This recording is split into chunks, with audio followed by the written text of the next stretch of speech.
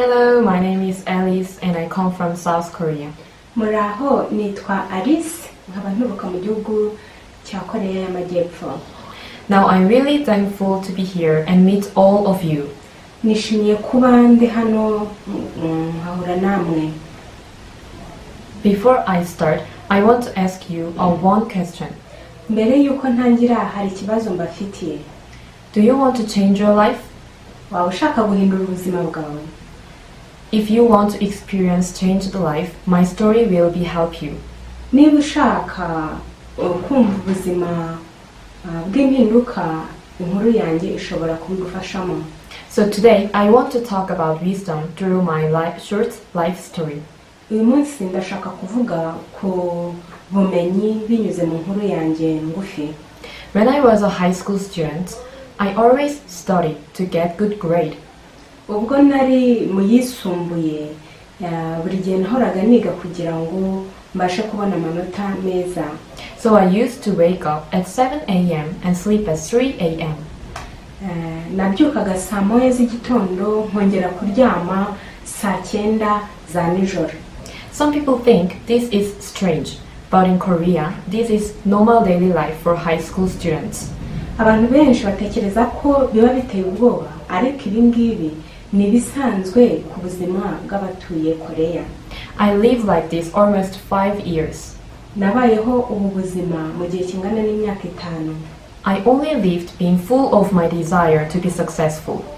Nabayeho ngerageza gukurikira ibyifuzo byanjye kugira ngo nzabe umuntu wahiriwe. Because I thought this is the best way to get professional job and to live a successful life. Ko nibwiraga yuko ariyo nzira nziza kugira ngo umuntu abashe kugera ku guhirwa. But when I came here, my thoughts and experience and even my life, everything was changed. Ubwo nageraga ahangaha ibitekerezo byanjye n'ubumenyi bwanjye byose byarahindutse. I have to do laundry by my hands and I have to clean everywhere by using rugs, and also I have to take shower with cold water every day. Nagombaga gufura nkoresheje intoki zanjye, nkakora isuku ahantu hose nkoresheje itorosho, mbese nkanakaraba amazi akonje. Almost the last 20 years, I only focus on studying and getting knowledge. Mu myaka 20 ishize icyo nitagaho ni ukwiga no guhaha ubumenyi. So I never thought this small thing can change my life, and also I didn't know that the value of these small things. Ntabwo nigeze ntekereza yuko utuntu dutoya gutya dushobora guhindura ubuzima bwanjye. Nta nubwo nari nzi yuko utuntu duto nk'utu ari utw'ingenzi. But through those small things, I could break my rightful thoughts continuously. Ariko binyuze muri utu tuntu duto nakomeje kugenda ncisha bugufi imyumvire yanjye numvaga ko ari y'ukuri. Also through relationship with others, I could see clearly my true image. Ndetse no mu mibanire yanjye n'abandi nabashije kubona ishusho yanjye y'ukuri.